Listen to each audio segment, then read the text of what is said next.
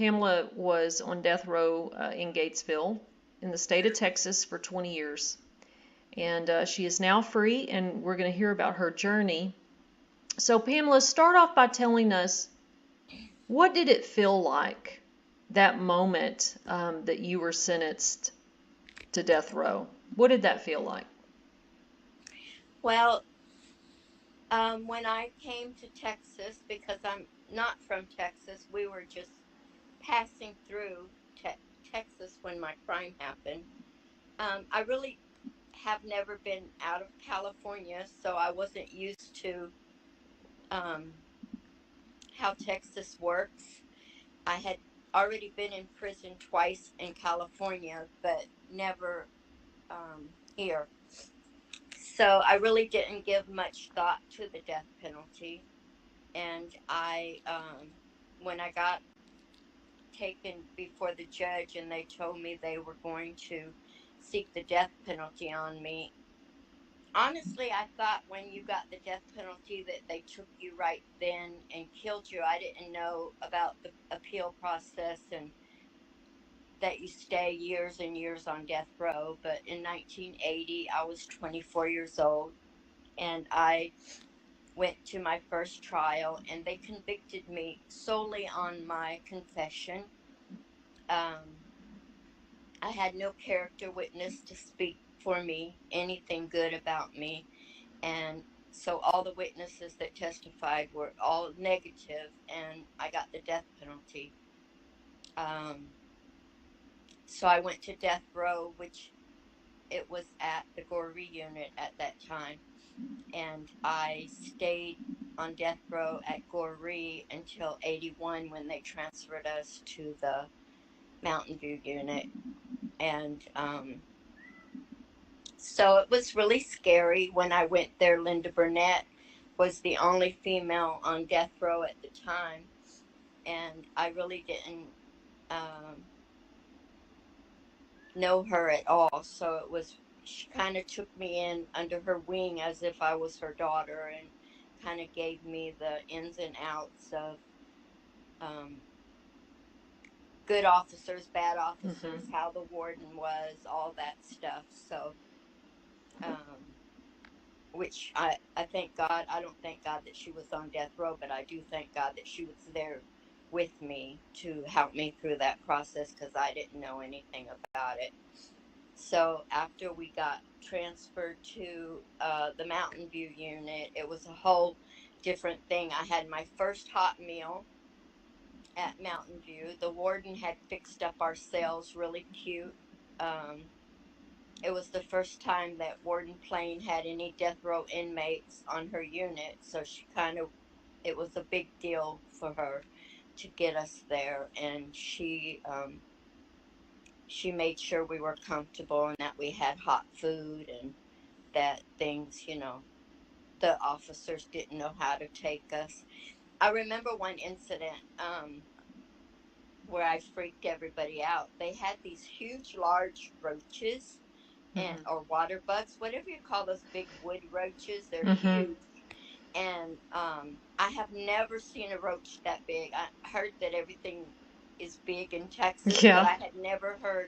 I've never seen a roach that big in my life. Yeah. And so I was definitely afraid. I'm afraid of bugs anyway. So one of those things got in my cell and I was freaking out, and the officers would not open my door to get that roach out of there, and they called the warden. The warden came down there because I was totally about to pass out. I was just freaking out. And Warden Plain came down there, and I told her, I said, ma'am, I just want this thing out of here.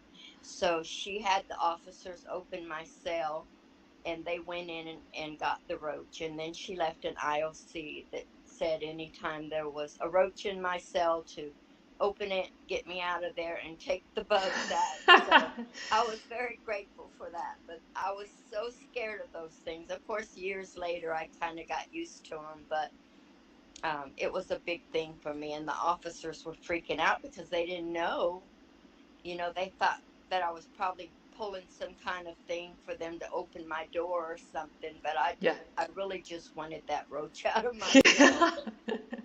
And I remember those, Pam. Those are some big monster radiation into the world type of cockroaches. And they fly, and it just freaks me out. I can't stand those things. Well, you mentioned something that I didn't know. So this was you had not had a hot meal or any hot food up until that No. point? Yes, because all of our food came downstairs and sit in the heating little things that they push around that has your food, and it would sit out in the hallway for hours before they even fed us. So yeah, every food that we got was ice cold. Mm. And so when I went to Mountain View and I had my first hot meal, I felt like I had gone to heaven or something. It was very different after a year of ice cold food. So, so you acclimate to death row at Mountain View with Linda and like you said, you weren't glad that she was on death row, but you were glad that she was there to help you through that. And we'll Right. talk a little bit more about what relationships mean to us. But tell us, so as the years begin to pass, I saw an interview that you did back in '83, and you were telling the reporter that I used to feel all kinds of emotions, but now I don't feel anything. Like it, what does that time in death row, and it's not just solitary confinement, which is one other person being cut off, but this pending doom of, at any moment they're going to announce that they're going to execute me. What did those years feel like? It was I felt like I was on an emotional roller coaster. You know, you go in one court and they give you a little bit of hope, and then you go to another court and you get knocked down. And I don't know if I mentioned this before, but I had actually gotten the death sentence twice. My case was overturned in '83 on a jury error during my jury selection. So they overturned my case and I was given a new trial. And that was in '84. And I got the death sentence again. So I went back to death row in '84. I had stayed 22 months in the county waiting for a new trial because at that time I had cancer and I was going through a lot of uh, treatments and stuff for the cancer. And then after my surgery, they gave me my trial and I got sentenced to death again. So it was kind of strange because 24 people had sentenced me to death. And I knew on my second trial I was going to get the death sentence again. My fall partner had turned state evidence against me and her husband and testified against both of us, and we both got the death sentence. So uh, I was expecting it the second time also. So, but yeah, in '80 I got the death sentence, and in '84 I got the death sentence. So, Carla, get down. And cats. Yeah. um, so yeah, I can see that, like the little bit of hope, and then to be let down again. It almost, to me, it would have felt like this. There's a Twilight Zone episode where it's a person being put on death row, and the characters all change, but every time they get executed, it starts over. And it's like Hmm. this continuous loop, and they're steadily trying to tell everybody, hey, this keeps happening. It's like a loop, a nightmare, and Hmm. that's what you're telling me. That's what it reminds me of. Like I can't even fathom that. So, you go from this hope and having a little bit of hope, but then going back to this baseline of not feeling anything, just day after day monotony of prison. So you mentioned the last time we talked that they actually set two execution dates for you. What was that like? Well, my first execution date, I came 3 weeks away from it before I got a stay. And my second execution date, I came 2 days away from it Oh my before I God. got a stay of execution. I was supposed to be executed Sunday night, and I got a stay Friday morning. And I was on my way to the visiting room to say goodbye to my family for the last time because Warden Moten and Warden Baggett actually let me have a contact visit with my son and my mom. And so I was on my way over there when my attorneys called and told me that I was given a stay and that the state had given, uh, the Fifth Circuit had given the state 120 days to retry me or let me go. And so I actually got to go in the visiting room and tell my mom and my son that I had gotten the stay. And my son said, I was just going to grab a hold of your neck and not let you go, Mom. I Hmm. wasn't going to let him take you. And I'm glad that I didn't have to go through that incident with him because my son is very, very protective of me. And even though he was only 1.5 years old when I got locked, over the years we have become best friends. And he always wanted to be there for me no matter what. And when I had to go back to the county jail to get my date set, because the court knocks you down, but you go back to your county for them to actually set you a date. And at the time, my son was only 16 years old, and I have always tried to be careful about doing interviews and things like that because I never wanted my son to be affected by anything that I did for people to treat him differently. So I told him I didn't want him in the courtroom, and he said, I'm coming in that courtroom anyway. And so he did, and they stand you before a judge and they tell you your peers have sentenced you to death, and on such and such a date you will be delivered to the Huntsville unit to be executed by lethal injection. And I knew that those words were going to affect my son. So when I went out of the courtroom and I was fixing to get on the elevator, I wanted him to know I was okay. So I turned and I winked at him just to give him some kind of sign I was okay. And when I did, a reporter turned her camera right on my son, and my lawyer went up and knocked the camera out of her hand and said, That is a minor, and if you show anything on the news about him, I will sue you. Hmm. So I was grateful for that. And they didn't show anything, but it's very hard when you're trying to protect somebody and you're so high profile and in the media so much. It's really hard, but my son has always been a big supporter of me, and I'm real grateful for that. Gosh. I always told the women in Gatesville, I'm not a mother, so I can't, I don't know what that's like, but to know that you've survived all of that as a mother, is being away from your child and doing what you could to protect him, given the situation, is just a testament to your strength and your faith. I just, you know, I'm honored that you even share that with us, because I too I can be very protective of my family when it comes to, the stuff that I've done, not wanting them to be affected or hurt or embarrassed or ashamed, so I'm really thankful that you shared that. Uh, let's also talk about, in terms of you mentioned how important Linda's friendship was to you when you first got there.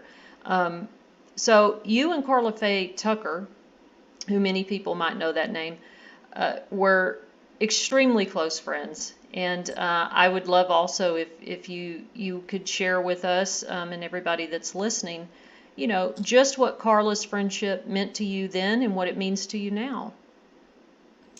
Well, I think, when I was back in the county for my second trial, Karla had actually been arrested, and she's from Houston also. And she was 24 or 23. She was 23.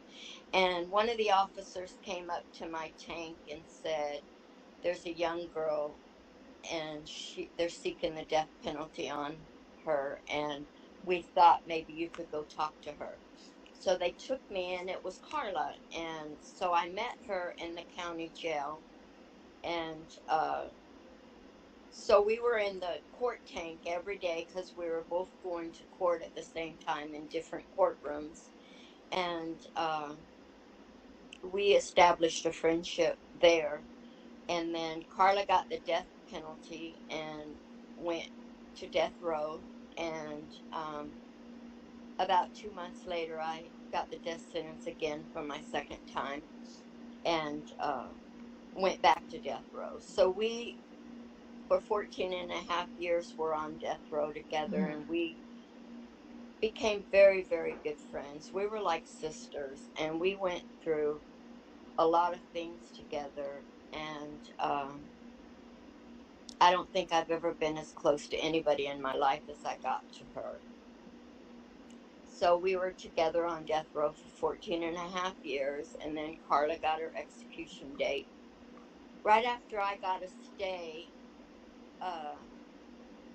on the 3-week date for my sentence, Karla got a date. And her date was a very serious date. In fact, her court set her a tentative date because at that time, I didn't tell you this before, but Erica Shepherd had gotten came to death row, and she wanted to drop her appeals. And a death sentence is an automatic appeal. You can't drop it. But at that time, she had a lot of people get involved in her case, like Jesse Jackson and a real great big known preacher, I can't remember, T.D. Jakes, got involved in her thing. And it was a very political time because we're females, and no female had been executed in over 100 years. And it would have been political suicide for Governor Bush to execute a 19-year-old black female. And so they set a date for Karla. She had already been on death row for 14 years. So Erica couldn't drop her appeals because it's automatic appeal. And so it became a very political issue in the media. Should they execute females for the same thing the men get executed for? Her religion became a big thing in the media because she was a Christian, and so she was getting attacked on every turn with the media, and it became a very big thing because of the time lapse and women being executed, her being a Christian, and also her being a female. And so I had to watch my friend go through all of that. And at the time, she fell in love with Dana Brown, who was Mike Barber's prison coordinator for his ministry. And that was very hard because it caused a lot of conflict between Dana and Mike, and then Karla was put in the middle of it. And so it was a very hard thing. I saw my friend's spirit being crushed. And at the same time, she was ready to go meet Jesus. And it was hard for all of us. Karla moved out of death row to the MPF area where she was in a cell by herself on November 16th, 2 days before her birthday. Warden Baggett let me and Francis Newton go to the visiting room every 2 weeks and visit with Karla. It was hard because I wanted to be there for her and with her, but because it was so publicized and everything, the media was constantly in death row, and it made some people on death row uncomfortable that the media was there all the time, and so Karla felt like she needed to remove herself. I knew in my spirit that that execution was going to go through just because of the way everything was being handled. I had very bad nightmares.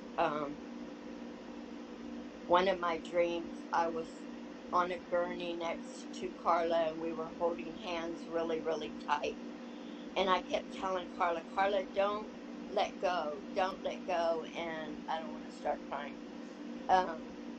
She released my hand during my dream, and I knew that that meant she was gonna, the execution was gonna go through.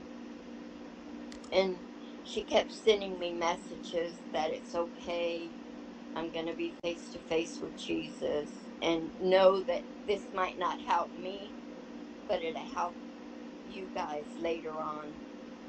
And so I think Karla became a poster child for the death penalty at that time, because the Pope got involved, the Parliament got involved, all these big, big people, even Pat Robinson from the 700 Club, who believes in the death penalty, said he didn't believe Karla should be executed. So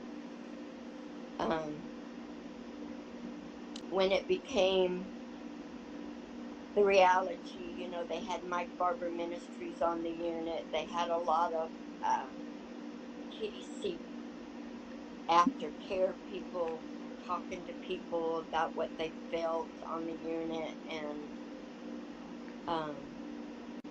Karla was supposed to be executed at 6 o'clock. Her actual execution didn't happen till 6:45. They had a big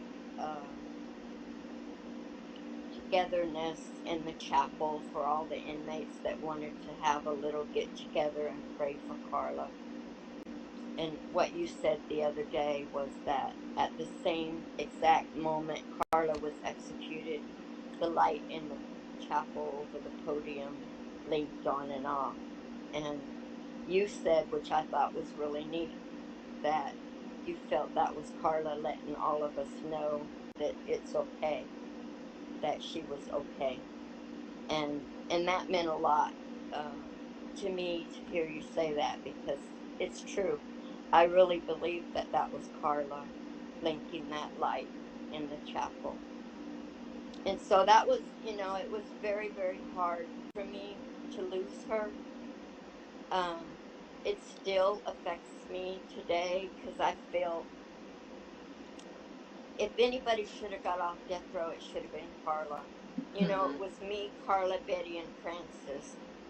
And out of all four of us, I'm the only one that didn't get executed, made it off death row, and made it home.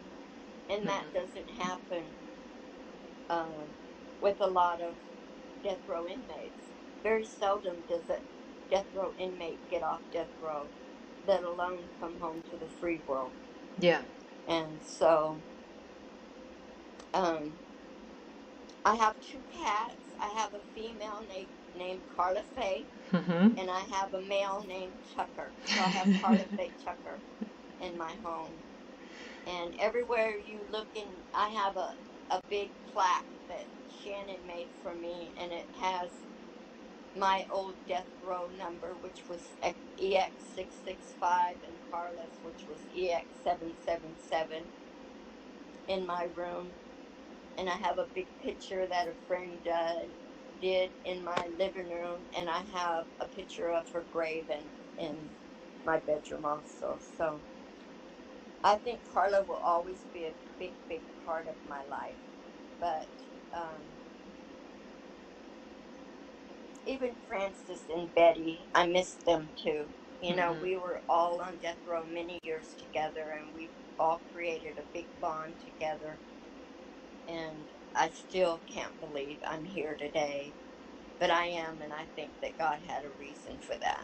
Probably because I'm stubborn and He's not finished with me yet. You're right.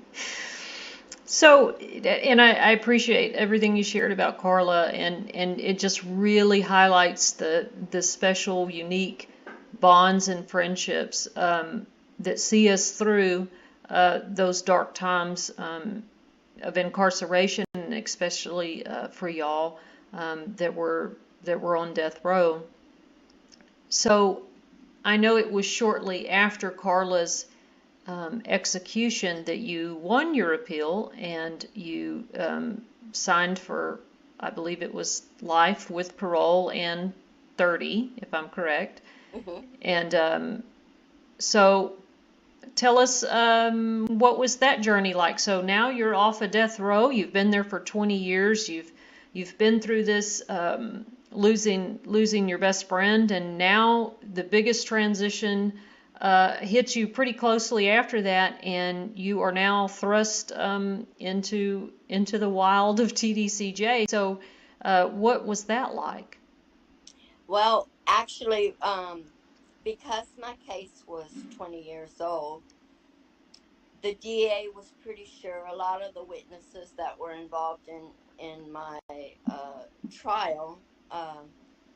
I had When I left California, I was wanted on a parole violation and a armed robbery warrant, and the man that I actually robbed came and testified in my trial, and he had passed before my um, before my case was overturned. So he wasn't going to be there as a witness.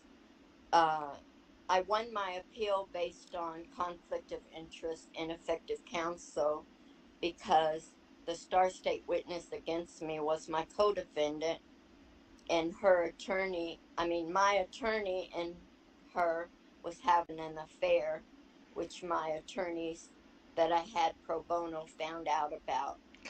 So my case was actually overturned on ineffective counsel and conflict of interest because of their relationship. And he was handling my case, which I'm grateful for. Whatever they were doing helped me. And so the DA really didn't know if she was going to be able to get the death sentence again. I had Warden Plain testifying in my behalf. I had Mike Barber at my trial, and a lot of people that were there that were going to speak positive on my behalf, to where before I never had that.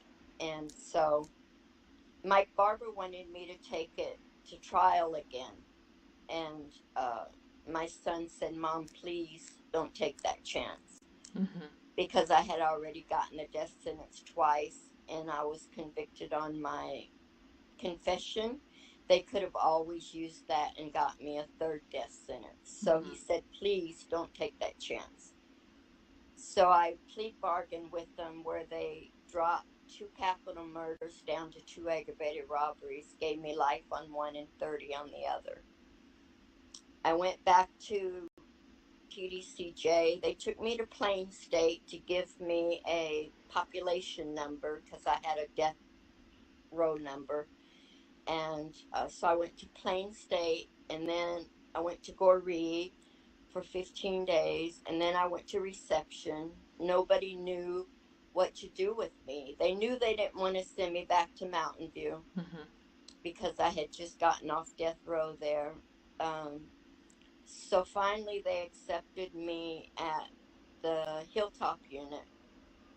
Uh, at that time, it was very publicized because I was a female that got off death row. So there was a lot of officers at Hilltop who were not happy about me getting off death row. They felt like I beat the system, and they had a lot of I call them rednecks, very hard Texans there that totally believed in the death sentence, and they put it in my face all the time that um, I shouldn't be there. And I don't want to say I got picked on, but I got messed with a lot. I had my house searched almost every day. Um, just stupid stuff. And then I went to SEG one night. Two officers came to my dorm and handcuffed me and took me to SEG. And they said, the warden and the major said that two phone calls had come into Hilltop stating that my mother and my son was going to break me out of prison at 12 o'clock that night. So they Jeez. locked me up. They wouldn't allow me any visits. 8 days later, they sent me back to Mountain View and they put me in SEG pending investigation. I was in transient pending an investigation for an escape. And then my mom finally called up there and told them, either you charge her with something or you let her go, or I will have a lawsuit on your desk. And so that night at 5 o'clock in the evening, they let me out of SEG and put me in population. I kind of felt like I was thrown in a lion's den because everybody knew who I was. And not only the inmates, who all were I never had a negative thing said to me from an inmate. They were always very supportive and always wanting to help me. Um, I was very glad to be back at Mountain View because I knew a lot of the officers there. I grew Mm-hmm. up on death row there, so I knew a lot of the officers. And, but I felt like a lot of what I went through, I was given a taste of reality. You are in prison. And I got case after case. I got 12 minor cases for the pettiest stuff you can imagine getting a case for. Um, I never had a major case in prison, but I did have 12 minor cases uh, for stupid stuff. And after a while, it all died down. Mm-hmm. They got used to who I was, and they could see that I wasn't going to try to cause any problems, or I just wanted to do my time and be left alone. Um, at first, I got a job in the boiler room because I could be by myself, and so I worked in the boiler room for about 4 years, and then I became a peer educator for 8 years, which to me, being a peer educator brought me out of myself. I Mm-hmm. learned so much in that job about things I never even dreamed could happen to us. Even staph infection in prison and stuff. I learned so much in that job. But the most that I got out of that thing was it brought me out of myself because I was a very reserved, kind of quiet person. I wasn't real good at talking in front of people. And that job brought me out of myself. And then in 2009, I was sent to the Lane Murray unit, and uh, that was a horror. I walked into a dorm of 102 people in one dorm. Um, it was just a huge room with all these people in it. Yeah. I felt like I was in a barn. Yeah. Uh, it was very crazy. Trying to get to commissary was crazy. Mm-hmm. Uh, I think they put me in the laundry, in the sewing room or something at first. And there they didn't have peer educators as that was their job. It was a volunteer thing, which I still did on a volunteer basis at the Murray unit. It was totally different than Mountain View. And then I went into the faith-based dorm for 18 months, and then I went into the dog program, and I stayed there for 7.5 years, training service dogs for disabled veterans, and I went home from there. So it was a long journey to get where I'm at today. That indeed, ma'am, is a long journey from the road to Hilltop, then back to Mountain View, Yeah. then to Lane Murray. Godly. That is a whole shock in itself. Yeah. So, what did it feel like when you were finally granted parole? What emotions did you go through when you found that out? Well, I had seen parole 7 times, Hmm. and every time I got a set off, it was usually a 2 or 3 year set off, mainly three. I think I got one, two. Um, it was for nature of crime and past criminal history, which we all know your past won't change, nor will your crime. One of the commissioners, Troy Fox, I Hmm. think was his name. Um, he said, "Well, Perillo, if you never make it home, just be glad you're still breathing." And he gave me a 3 year set off. So, at that point, I actually came to terms with myself that was it. I wasn't doing life without parole, but these people were not going to let me go. And I had hired an attorney, Randall Smith, in '03, and my family paid him $8,000, and he said he could get me out. And several years later, I was still sitting there. So it was. I just never thought I would come home. And then I met a young man, a little young guy named Lewis wrote me. He was a student, and he was taking criminal justice, and he became my pen pal, and we wrote each other for a very long time. And then he asked if he could come see me, and I said sure. And he said, "Well, my mom will wait in the car and I'll come." And I said, "Don't have your mom wait in the car, Lewis. Just I'll put her on my list and she can come in with you." So they did. They came to see me every month for years, and I became very close. Shannon is an attorney, and Lewis is a criminal justice major, and he graduates in May. And they became very, very good friends to me and my family. And Shannon told me, "I want you to hire this attorney, Alan Place, in Gatesville, Texas." I said, "I'm not asking my family to put out more money for an attorney. I'm not going to go anywhere. This Hmm. is it. And so she went over my head and put $1,000 detainer down on this attorney and called my son and my mom without me knowing. And of course, they were going to say, "We'll help her get the attorney." So they did. They had a 45-minute interview face to face with the commissioner in Gatesville.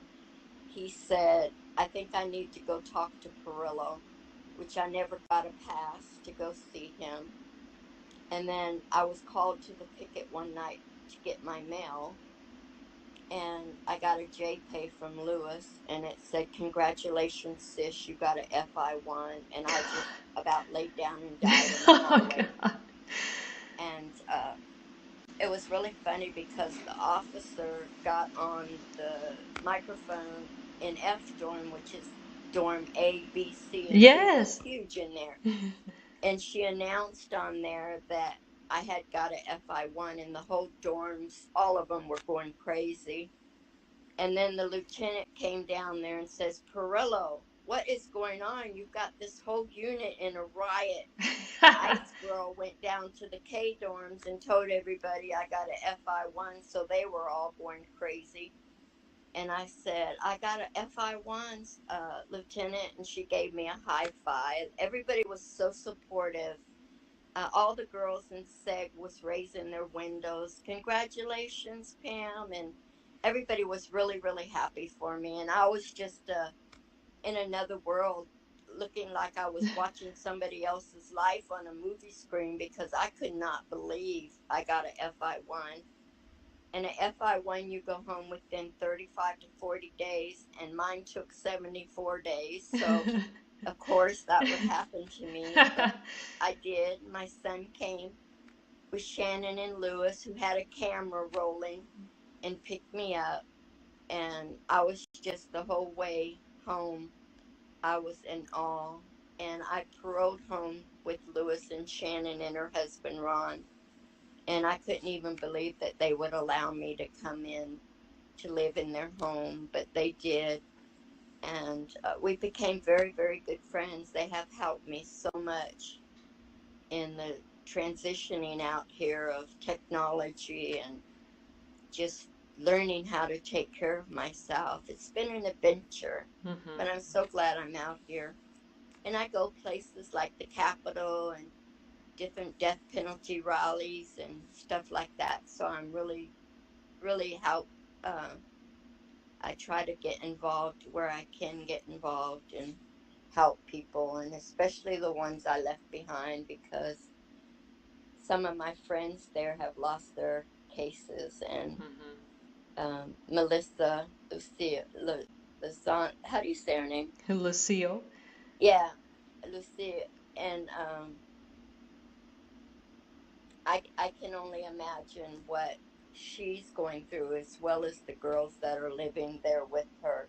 And I feel like it's kind of like a deja vu of what I went through when I was there with Carla and Betty and Francis. So I just want to help where I can. I talked to her son for a long time on the phone, and I know what it feels like for him and his family. And it's just hard. And I just hope that they realize that where there's life, there's hope, and that we just got to keep pushing the fight.